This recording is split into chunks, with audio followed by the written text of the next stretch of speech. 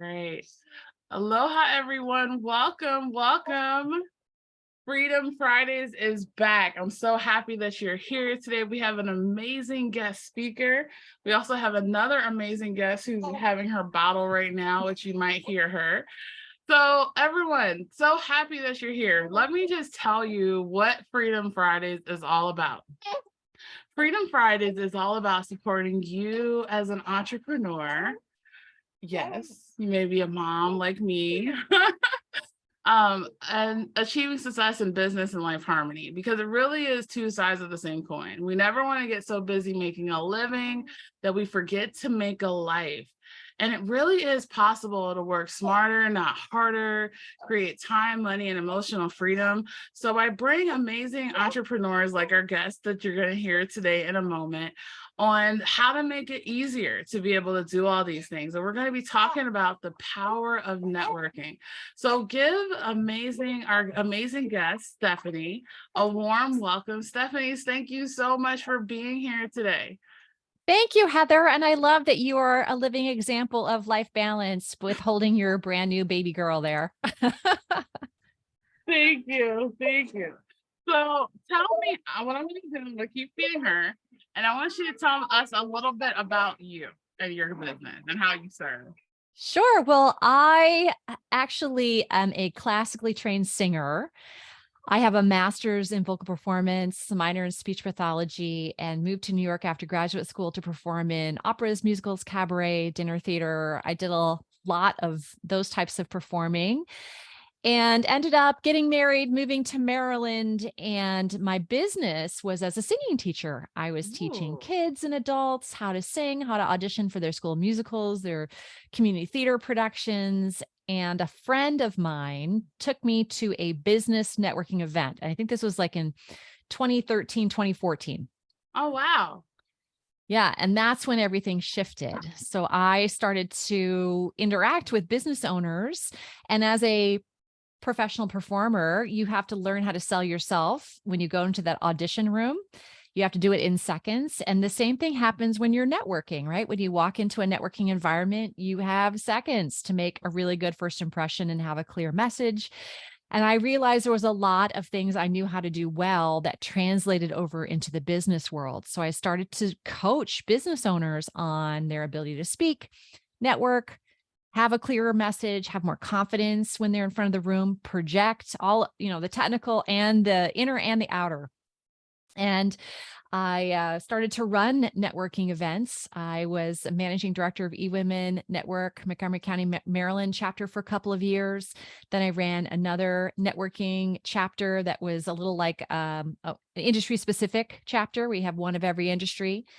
And then in January of 2020, I launched my own virtual international networking group, and the pandemic hit 2 months later. So, Wow, what an amazing story and amazing transition of your career. Tell me, and we're going to get into this, but I'm sure you have some amazing wisdom on what the power of networking is and why it's important, how can it allow us to be able to create more harmony in our business and our life. But what was one of the things that you kind of noticed? Like that maybe was one of the biggest challenges that motivated you into seeking having this networking as a good avenue for entrepreneurs to take? yeah, what I noticed were a lot of passionate, purpose-driven business owners who really wanted to make a big difference with their clients and in their communities. And they struggled with what to say and how to say it to be effective in finding their ideal connections. So this was something that I felt I really had some strengths around, like how to really position yourself as the authority, how to, have confidence when you walk into a room so that people look to you as someone who they can trust, and then how to develop that relationship in a way that feels authentic and is really about trust building and giving as well as selling. That nice balance to those conversations, and then it just took off from there. Oh my gosh, that's so great. Because, people do business with people that they know, like, and trust. And one of the things that I guess that I've found when I'm talking to people is that resistance or that difficulty in having clarity in their message, being able to express themselves and how to convey ideally their services. So therefore the people who are hearing that can receive it. So how does networking or actually help with that increase in confidence from your perspective? I believe that networking is mostly about showing up and being willing to be in process of evolution with your message. Oh, A lot of people feel okay. like they have to have their message down pat and memorized and super clear, and so they can just regurgitate it. But that's not really the best way to approach networking. The most important piece is to show up and then be willing to take imperfect action.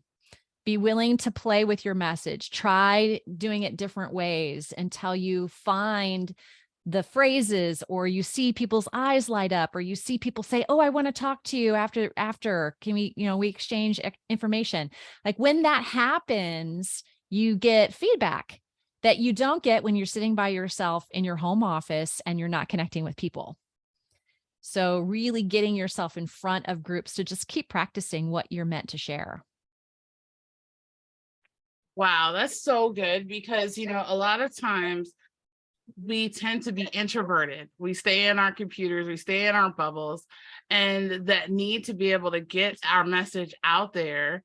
And then it becomes, I guess, more natural as we continue to express it. It changes, it evolves. That was some really great wisdom that you shared. The need to, so Yeah. what else can you share with us? Like, what tips do you have for us to be able to tap into this power of networking? Well, since this is Freedom Friday, I really wanted to make the dot connect between networking and freedom in your business. A lot of people, I believe, approach networking with this idea that it's going to take time and that they could be doing other things in their business to generate revenue. And what I try to teach people is that networking should be a revenue generating activity, and therefore one of your highest priorities in your business. And when you do it well, it saves you time, money, and effort. And that all has to do with number one, having a really clear strategy. So you know when you are going to a networking event, what the outcome is that you want to achieve. You're clear about what call to action you're going to be sharing. You're clear about who you want to have a follow-up call with, what type of person, what industry, what kind of energy you want to bring to the table so that you can manifest it. And then really being clear about assessing and tracking results. As a lot of people, they just show up to networking, which is most of the work, but then they don't, for example, have time to follow up, or they're not conscious about blocking some time to do some follow up with people met in that event. They sometimes are challenged with, how do you follow up even, right? So all of these things, when you have a clear strategy in place, you can go in with confidence that your time is well spent, you're not going to waste it, and that it's going to lead to conversations that actually move your business forward. So let me pause you there for a moment because you hit on some really, really, really good nuggets. The first one is that part about showing up. I can't tell you how many times people that I hear, like, there's a resistance, like it's almost like a fear of showing up. But I guess one of the things they can do is switch that to become excited. To maybe it's this fear of like, oh, my pitch has to be perfect. It has to be exactly right.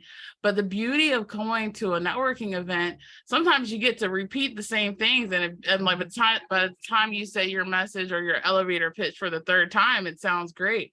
But if we don't practice it, then we can't perfect it and evolve it. So I really love that. So step one, show up. Show Yeah, up, show out.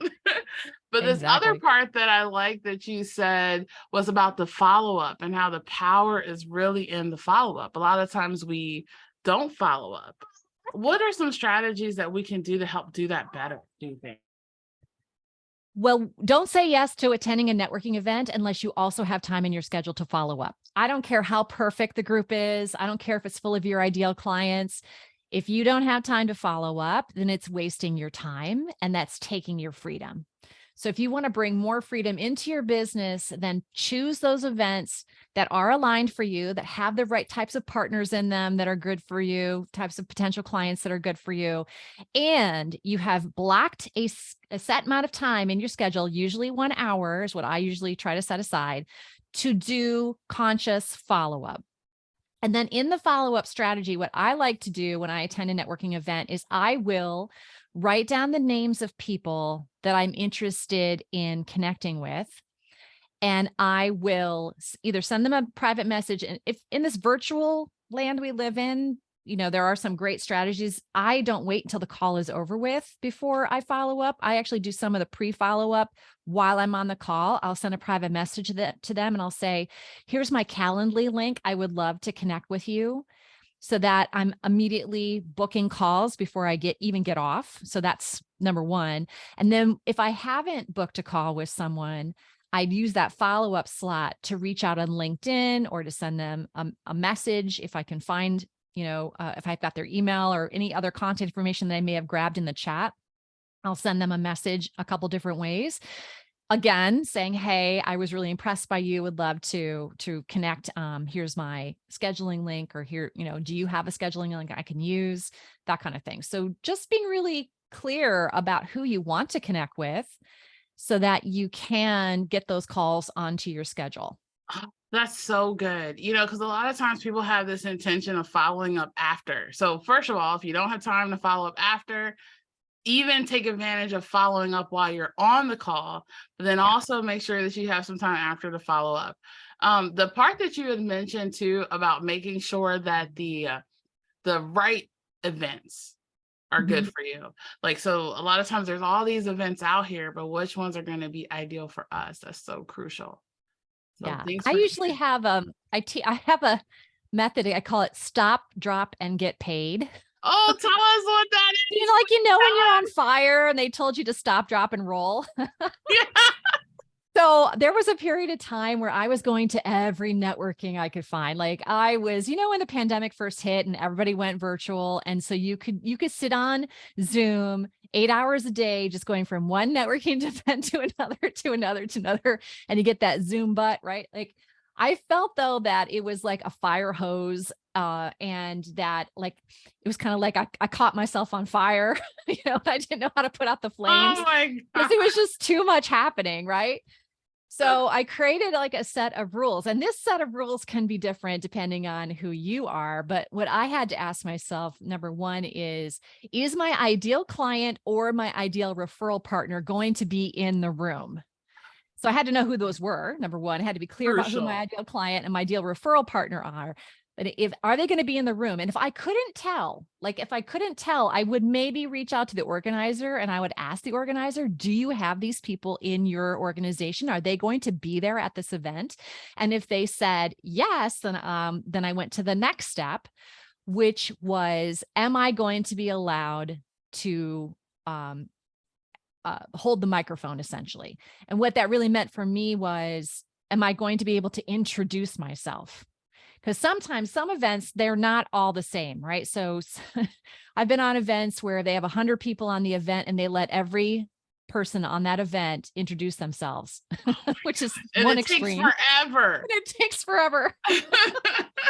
And then you have other events where they, maybe you do a couple one-on-one breakouts, and that's really the only time you get to talk about yourself, right? So I wanted something kind of, it's in the middle. I want to be able to connect with at least 10 people and then be able to really introduce myself to those 10 people.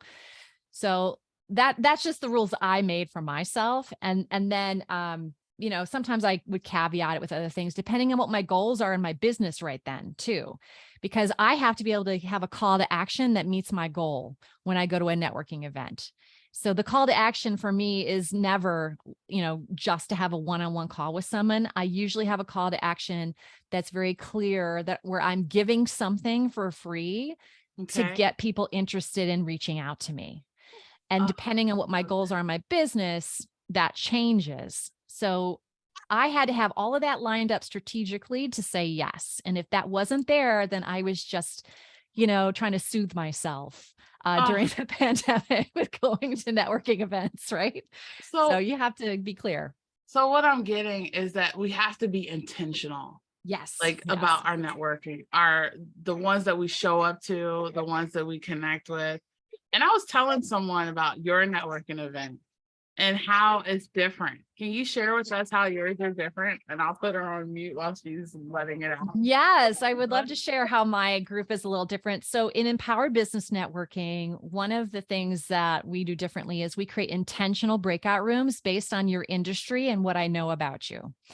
So, if I don't know you personally, I'll do some research online. I'll look at your LinkedIn profile, your website, things like that. And I will say, oh, this is a life coach. Life coaches tend to work, to have great referral partners with business coaches, with marketing professionals. So I'm going to make sure that this person gets a breakout room with some of those people. And I pre-assign everybody. And I will even ask, sometimes I'll have one-on-one calls with people and I'll be like, who do you want to meet? I'll make sure that they're in your room.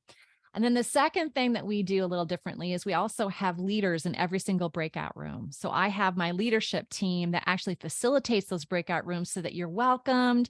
You know exactly how you're supposed to introduce yourself and how much time is going to be taken for each person. They help facilitate the conversation once everybody's done introducing themselves in case there's a topic that we've brought into, the breakout room to discuss. And it just really holds the space so that you don't feel awkward coming into a room with random people and like who's going to speak first, that kind of thing. Or you have somebody in that room who's taking up all the oxygen and they're doing all the talking.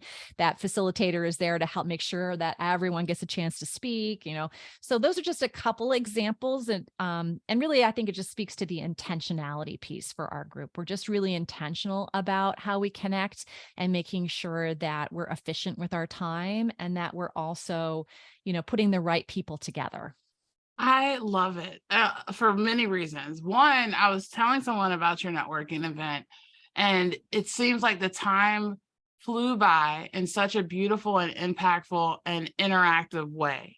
And now I'm hearing some of the cool behind the scenes things that you do in there that makes that experience so unique. And so I really appreciate you sharing that. Tell us where can, will we are do you have the opportunity for our audience and our guests to be able to experience some of this amazingness Yes, that yes. you So offer? absolutely. Our networking events are always the first Thursday of every month at 2 o'clock Eastern. And if you're not a member of our group, it's a $47 ticket. What I like to do when I am connected with someone like you, Heather, is to gift your community a ticket. So if you would like to come visit our group and not have to pay the $47 guest fee, you can go to ebnticket.com and opt yourself in, and you'll get an email with exactly how to get signed up for an event that works in your schedule. Oh my gosh, thank you so much for this awesome gift for us. I'll make sure to put that link in the chat for everyone as well, so therefore they can access it, and definitely want to take advantage of being able to experience, because what's beautiful about the networking event that you had shared, that you run, is that it makes the uniqueness of everyone be able to be experienced and seen during the time. And that's one thing. I've been to many networking events and it's not something that's common. So I'm so grateful that you shared that with us. That's unique. Yeah. Before we close today, can you tell me like what would be maybe like one of the biggest takeaways that you would like for our audience to learn as a result of your message today? Biggest takeaway, networking. If networking is not generating revenue for you, then take a look at the intentionality behind how you are showing up. So when you have a clear intention behind how you're showing up, it's going to make a huge difference in all of your networking efforts, whether they're one-on-one or in groups. So I know personally that networking is a huge revenue generator for service-based business owners, especially coaches, trainers, creatives, marketing professionals.